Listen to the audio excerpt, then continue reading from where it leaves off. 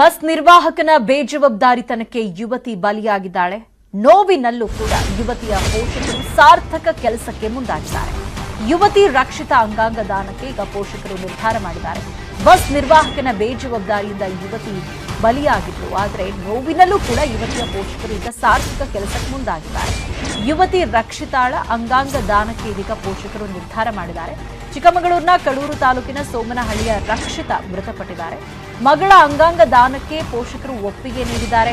ತಾಯಿ ಲಕ್ಷ್ಮೀಬಾಯಿ, ತಂದೆ ಸುರೇಶ್ ನಾಯಕ ಅವರು ಈಗ ಮಗಳ ಅಂಗಾಂಗ ದಾನ ಮಾಡುವುದಕ್ಕೆ ಒಪ್ಪಿರುವಂಥದ್ದು. ಬಸ್ ನಿರ್ವಾಹಕನ ಬೇಜವಾಬ್ದಾರಿಯಿಂದ ಯುವತಿ ಚಿಕ್ಕ ವಯಸ್ಸಿನಲ್ಲೇ ಅಸುನೀಗಿದ್ಲು. ಆದರೆ ತಮ್ಮ ಮಗಳನ್ನಂತೂ ಕಳ್ಕೊಂಡಿದ್ದೀವಿ, ಆದರೆ ತಮ್ಮ ಮಗಳಿನಿಂದಾಗಿ ಇತರರ ಜೀವನಾದರೂ ಉಳಿಲಿ ಅನ್ನುವಂತಹ ಒಂದು ಸಾರ್ಥಕ ಕೆಲಸಕ್ಕೆ ಈಗ ಆಕೆಯ ಪೋಷಕರು ನಿರ್ಧಾರ ಮಾಡಿದ್ದಾರೆ. ಈ ಬಗ್ಗೆ ಮಾತನಾಡೋದಕ್ಕೆ ರಕ್ಷಿತಾ ಸಹೋದರ ಅಭಿ ಅವರು ನಮ್ಮ ಜೊತೆ ದೂರವಾಣಿ ಸಂಪರ್ಕದಲ್ಲಿ ಜಾಯ್ನ್ ಆಗಿದ್ದಾರೆ. ಅಭಿಯವರೇ, ಸಹಜವಾಗಿ ಇವರು 17 ವರ್ಷದಿಂದ ಪ್ರಾವಿಷನ್ ಸ್ಟೋರ್ ರನ್ ಮಾಡ್ತಿದ್ರು. ದಿನಕ್ಕೆ 9,000 ವ್ಯಾಪಾರ ಆಗ್ತಿತ್ತು. ಸಡನ್ ಆಗಿ ಡಬಲ್ ಆಯ್ತು. ಹಾಗೆ ಅಂತ ಗೊತ್ತಾಗ್ಬೇಕಾ? ಫ್ರೀಡಮ್ ಆಪ್ ಅನ್ನ ಈಗಲೇ ಡೌನ್ಲೋಡ್ ಮಾಡಿ. ನಿಮ್ಮ ನೋವು ದುಃಖ ಅರ್ಥ ಆಗತ್ತೆ. ಹೇಗೆ ಆಯ್ತು ಈ ಒಂದು ಇನ್ಸಿಡೆಂಟ್ ಅಭಿಯವರೇ? ಮೇಡಮ್, ಅವಳು ಬಸವನಹಳ್ಳಿ ಗರ್ಲ್ಸ್ ಕಾಲೇಜಲ್ಲಿ ಫಸ್ಟ್ PUC ಓದ್ತಾ ಇದ್ಲು. ಹೀಗೆ ನಮ್ಮ ಇನ್ನೊಬ್ರು ಕಸಿನ್ ಸಿಸ್ಟರ್ನ ನೋಡೋಕೋಸ್ಕರ ಅವಳು ಮಾಮೂಲಿ ಚಿಕ್ಕಮಗಳೂರು ಬಸ್ ಸ್ಟಾಪ್ ಇಂದ ಹೋಗ್ತಾ ಇರ್ಬೇಕಾದ್ರೆ AIT ಸರ್ಕಲ್ಗೆ ಹೋಗಿದ್ದಾರೆ ಅವಳು. ಬಟ್ ಅಲ್ಲಿ ಇವರು ಬಸ್ ಅವ್ರು ಏನ್ ಮಾಡಿದ್ರು, ಈಶಾನ್ಯ ಕರ್ನಾಟಕ ಸಾರಿಗೆ ಬಸ್ ಅದು. ಅವ್ರು ಏನ್ ಮಾಡಿದ್ದಾರೆ, ಅಲ್ಲಿ ನಿಲ್ಸಿಲ್ಲ. ಕೇಳಿದಕ್ಕೆ ಏನ್ ಹೇಳಿದ್ದಾರೆ, ಇದು ಲಾಂಗ್ ರೂಟ್ ಗಾಡಿ ಅಪ್ಪ, ಇಲ್ಲೆಲ್ಲ ನಿಲ್ಸಲ್ಲ ಅಂದಿದ್ದಾರೆ. ಲಾಂಗ್ ರೂಟ್ ಗಾಡಿ ಅಂದ್ಮೇಲೆ ಮೇಡಮ್ ನಾನ್ ಕೇಳೋದೇನ್ ಗೊತ್ತಾ, ಅವ್ರನ್ನ ಫಸ್ಟ್ ಹತ್ತಿಸ್ಕೊಳ್ಳೇಬಾರ್ದಲ್ವಾ? ಈಗ ಟಿಕೆಟ್ ತಗೊಳ್ಳುವಾಗ ಎಲ್ಲಿಗೆ ಅಂತ ಕೇಳ್ತಾರಲ್ವಾ ಅಲ್ವಾ ಮೇಡಮ್, ಎಲ್ಲಿಗಪ್ಪ ಅಂತ ಕೇಳ್ತಾರಲ್ವಾ? ಆತರ ಲಾಂಗ್ ರೂಟ್ ಗಾಡಿ ಇದ್ಮೇಲೆ ಮೇಡಮ್ ಇವ್ರು ಏನಕ್ಕೆ ಹತ್ತಿಸ್ಕೋಬೇಕು ಅವ್ರಿಗೆ? ಆಮೇಲೆ ಹಂಗೆ ಮುಂದೆ ಹೋಗಿದ್ದಾರೆ ಮೇಡಮ್. AIT circle ನಿಲ್ಸಿಲ್ಲ. ಆಮೇಲೆ ಅವಳು ಹೇಳಿದಾಳೆ, ನಾವು AIT ಸರ್ಕಲ್ ಇಳಿಬೇಕಾಯ್ತು ಸರ್ ಅಂತ. ಇಲ್ಲಿ ನಿಲ್ಸಲ್ಲಮ್ಮ, ಹಂಗೆ ಹಂಗೆ ಅಂತ ಅವಳ ಮೇಲೆ ಕೂಗಾಡಿದ್ದಾರೆ. ಆಮೇಲೆ ಮುಂದೆ ಬಸ್ ಸ್ಟಾಪ್ ಬಂದಾಗ ಅಲ್ಲಿ ಇಳ್ಕೊಳಮ್ಮ ಅಂತ ಹೇಳಿದ್ದಾರೆ. ಮುಂದೆ ಅಲ್ಲಿಂದ ಹೌಸಿಂಗ್ ಬೋರ್ಡ್ ಬೇಕಾದ್ರೆ ಹೋಗಿ ಇಳಿಬೇಕಾದ್ರೆ ಬಾರಮ್ಮ ಇಲ್ಲಿ ಇಳ್ಕೊಂತ ಕರೆದಿದ್ದಾರೆ. ಇವಳು ಹೋಗಿ ನಿಂತವ್ರೆ. ಮೇಡಮ್, ಒಬ್ಬ ಕಂಡಕ್ಟರ್ ಅಂದ್ಮೇಲೆ ಏನ್ ಮಾಡ್ಬೇಕು, ಟಿಕೆಟ್ ಕೊಡ್ಬೇಕು, ಡೋರ್ ಲಾಕ್ ಕರೆಕ್ಟ್ ಆಗಿದೆಯಾ ಇಲ್ವಾ ಅಂತ ನೋಡ್ಕೋಬೇಕು, ಡೋರ್ ತೆಗಿಬೇಕು, ಇಳಿಸ್ಬೇಕು, ಹತ್ತಿಸ್ಬೇಕು, ಅದೇ ಅವ್ರ ಕೆಲಸ ಅಲ್ವಾ? ಒಬ್ಬ ಕಂಡಕ್ಟರ್ ಬೇಜವಾಬ್ದಾರಿಯಿಂದ ಮುಂದ್ಗಡೆ ಸೀಟಲ್ಲಿ ಕುತ್ಕೊಂಡು ಎಲ್ಲೋ ಒಂದ್ ಕಡೆ ಕುತ್ಕೊಂಡು ಇಳ್ಕೊಡ್ರಿ ಅಂತ ಹೇಳಿದ್ರೆ ಪ್ರಯಾಣಿಕರು ಹೆಂಗ್ ಇಳ್ಕೊಂತಾರೆ? ಆ ತರ ಮಾಡ್ಬೇಕಾದ್ರೆ ಮೇಡಮ್ ಆ ಕಂಡಕ್ಟರ್ ಬೇಜವಾಬ್ದಾರಿಯಿಂದ ಅಲ್ಲಿ ಇರ್ಬೇಕಾದ್ರೆ ಸ್ಲಿಪ್ ಆಗ್ಬಿಟ್ಟು ಗಾಡಿನ ನಿಲ್ಸೇ ಇಲ್ಲ, ಅವಾಗ್ಲೇ ಇಳ್ಕೊಳಮ್ಮ ಅಂತ ಹೇಳಿದ್ದಾರೆ. ಗದ್ರಿಸಿದ್ದಾರೆ ಮೇಡಮ್ ಅವಳಿಗೆ.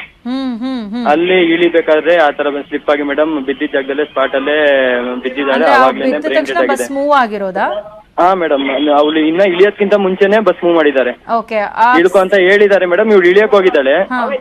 ಇಳಿಯೋದ್ಕಿಂತ ಮುಂಚೆನೆ ಬಸ್ ಮೂವ್ ಮಾಡಿದ್ದಾರೆ ಮೇಡಮ್. ಇವ್ರುಗಳು ಬೇಜವಾಬ್ದಾರಿಯಿಂದ ಇವತ್ತು ನಾವು ನಮ್ ತಂಗಿನ ಕಳ್ಕೊಳ್ಳೋ ತರ ಆಗೋಗಿದೆ. ಯಾರಾದ್ರೂ ಆಗಿರ್ಲಿ ಮೇಡಮ್, ನಮ್ ತಂಗಿನೆಲ್ಲ ಇನ್ನೊಬ್ರನ್ನ ಎಲ್ರದ್ದು ಒಂದ್ ಪ್ರಾಣನೇ ಅಲ್ವಾ ಮೇಡಮ್? ಜೀವನೇ ಅಲ್ವಾ ಮೇಡಮ್? ಈ ತರ ಬೇಜವಾಬ್ದಾರಿ ಕೆಲಸ ಮಾಡೋದು ಏನ್ ಮೇಡಮ್? ಇವ್ರಿಗೆ ಗೌರ್ಮೆಂಟ್ ಅವರು ಸ್ಯಾಲರಿ ಕೊಡೋದು, ಫೆಸಿಲಿಟಿ ಕೊಡೋದೆಲ್ಲ ಏನಕ್ಕೆ ಮೇಡಮ್ ಹೇಳ್ರಿ? ಇವ್ರ ಬೇಜವಾಬ್ದಾರಿಯಿಂದ ಒಂದು ಹೆಣ್ಮಗು ಸತ್ತೋಯ್ತು ಅಂದ್ರೆ, 17 ವರ್ಷದ ಹೆಣ್ಮಗು ಅಂದ್ರೆ, ಬಾಳ್ ಬದುಕ್ಬೇಕಾದ್ರೆ ಒಂದ್ ಹೆಣ್ಮಗು ಸತ್ತೋಯ್ತು ಅಂದ್ರೆ, ಈ ವಯಸ್ಸಲ್ಲಿ ಇಷ್ಟು ವಯಸ್ಸಿಗೆ ಬಂದ ಮಕ್ಕಳನ್ನ ಕಳ್ಕೊಂಡಾಗ ಆ ಮನೆಯವ್ರ ದುಃಖ ಏನಿರುತ್ತೆ ಮೇಡಮ್, ಅವ್ರಿಗೆ ಎಷ್ಟು ಕಷ್ಟ ಇರುತ್ತೆ. ಸಂದರ್ಭದಲ್ಲೂ ನೀವು ಒಂದ್ ಒಳ್ಳೆ ಡಿಸಿಷನ್ ತಗೊಂಡಿದ್ದೀರಾ, ಜನರಿಗೆ ಮಾದರಿಯಾಗುವಂತ ಡಿಸಿಷನ್ ತಗೊಂಡಿದ್ದೀರಾ. ಅಲ್ಲಿ ಬಂದು ಹೇಳಿದ ತಕ್ಷಣ ಮೇಡಮ್ ನಾವು ಫಸ್ಟ್ ಡಿಸ್ಟ್ರಿಕ್ಟ್ ಹಾಸ್ಪಿಟಲ್ ಇಲ್ಲೇ ತಗೊಬಂದ್ವಿ ಚಿಕ್ಕಮಗಳೂರಿಗೆ. ಅಲ್ಲಿಗೆ ತಗೊಂಡ್ಬಂದಿದ ತಕ್ಷಣ ನಮ್ಮ ಡಿಸ್ಟ್ರಿಕ್ಟ್ ಸರ್ಜನ್ ಅವ್ರು ಏನಂದ್ರೆ ತುಂಬಾ ಕೋಆಪರೇಟ್ ಮಾಡ್ತಿದ್ದಾರೆ ಅವರು. ಅವ್ರು ಹೇಳಿದ ಇಷ್ಟ 75% ಆಗಲ್ಲ, ಒಂದು 25% ಇರ್ಬೋದು ಅಂತ ಅಲ್ಲಿ ಹೇಳಿದ್ರು.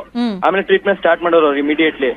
ಬಟ್ ಅವರು ಆಗೋದು ಎಲ್ಲ ಮಾಡಿದ್ರು ಆಗ್ಲಿಲ್ಲ. ಆಮೇಲೆ ಕರ್ಕೊ ಹೋಗ್ಬಿಟ್ಟು ಶಿವಮೊಗ್ಗ ಮ್ಯಾಕ್ಸ್ ಹಾಸ್ಪಿಟಲ್ ಅಲ್ಲಿ ಅಡ್ಮಿಟ್ ಮಾಡ್ತಿದ್ವಿ ಮೇಡಮ್. ಅಲ್ಲಿ ಹೋಗಿದ ತಕ್ಷಣ ಅವಾಗ್ಲೇನೆ 90% ಆಗಲ್ಲಪ್ಪ, ಇನ್ನೊಂದು 10% ನಾವ್ ಹೇಳ್ಬೋದು ಅಂತ ಹೇಳಿದ್ರು. ಸರಿ ಸರ್. ಆಮೇಲೆ ಅವ್ರು ಒಂದೇ ಮಾತು ಕೇಳಿದ್ರು, ಟೆಂಪ್ರವರಿ ಮೆಡಿಸಿನ್ ಕೊಡ್ಲಾ ಇಲ್ಲ ಪರ್ಮನೆಂಟ್ ಮೆಡಿಸಿನ್ ಕೊಡ್ಲಾ ಅಂತ ಹೇಳಿದ್ರು. ನಾವು ನಮ್ಗೆ ದುಡ್ಡು ಕಾಸು ಅವೆಲ್ಲ ಸೆಕೆಂಡ್ರಿ ಮೇಡಮ್, ಕೂಲಿ ಕೆಲಸ ಮಾಡೋದೇ ಇರ್ಬೋದು. ಬಟ್ ಏನಂದ್ರೆ ನಮ್ ತಂಗಿ ನಮಗೆ ಇಂಪಾರ್ಟೆಂಟ್ ಮೇಡಮ್, ಮಾಡೋಣ ಅಂದ್ಬಿಟ್ಟು ಪರ್ಮನೆಂಟ್ ಮೆಡಿಸಿನ್ ಕೊಡ್ರಿ ಅಂತ ಹೇಳಿದ್ವಿ ನಾವು. ಆಮೇಲೆ ಮೆಡಿಸಿನ್ ಎಲ್ಲ ಕೊಟ್ರು, ಅಲ್ಲೂ ಯಾವ್ದೇ ಕಾರಣಕ್ಕೂ ವರ್ಕ್ ಆಗ್ಲಿಲ್ಲ ಮೇಡಮ್. ಲಾಸ್ಟಿಗೆ ನಾವೆಲ್ಲ ಒಂದ್ ಡಿಸೈಡ್ ಮಾಡ್ಕೊಂಡು ಇನ್ನೇನ ಉಳಿಯೋದೇ ಇಲ್ಲ ಅಂತ ಹೇಳ್ಬಿಟ್ರು. ಆಮೇಲೆ ಪೋಸ್ಟ್ ಮಾರ್ಟಮ್ ಮಾಡ್ಬಿಡೋಣ ಅಂತ ವಾಪಸ್ ಬಂದ್ವಿ ಮೇಡಮ್. ನಾವು ಚಿಕ್ಕಮಗಳೂರಿಗೆ ಕರ್ಕೊ ಬಂದ್ವಿ. ಅಲ್ಲಿ ಬಂದಾಗ ಇನ್ನ ಒಂಚೂರು ವೆಂಟಿಲೇಟರ್ ಹಾಕಿದ್ದಕ್ಕೆ ಇನ್ನ ಮೈಂಡ್ ಫುಲ್ ಡೆಡ್ ಆಗಿದೆ ಮೇಡಮ್, ಬ್ರೈನ್. ಬಟ್ ಏನಂದ್ರೆ ವೆಂಟಿಲೇಟರ್ ಹಾಕಿದ್ದಕ್ಕೆ ಹಾರ್ಟ್ ಇನ್ನ ಪುಷ್ ಮಾಡ್ತಾನೆ ಇದೆ. ಆಮೇಲೆ ಮತ್ತೆ ಡಿಸ್ಟ್ರಿಕ್ಟ್ ಸರ್ಜನ್ ಬಂದ್ಬಿಟ್ಟು ಹೇಳಿದ್ರು, ಅಪ್ಪ ಆಗಲ್ಲಪ್ಪ, ಇದು 100ರಲ್ಲಿ 1 ಕೇಸ್ ಆಗ್ಬೋದು ಅಷ್ಟೇನೆ ಈ ತರ ಅಂತ ಹೇಳಿದ್ರು. ಸೊ ಆಮೇಲೆ ನೀವು ಅವ್ರ ಅಂಗಾಂಗನಾದ್ರೂ ದಾನ ಮಾಡೋಣ ಅಂತ ಡಿಸೈಡ್ ಮಾಡಿದ್ರಿ. ಓಕೆ, ಥ್ಯಾಂಕ್ ಯು ನ್ಯೂಸ್ 18 ಕನ್ನಡದ ಜೊತೆ ಮಾತನಾಡಿದಕ್ಕಾಗಿ.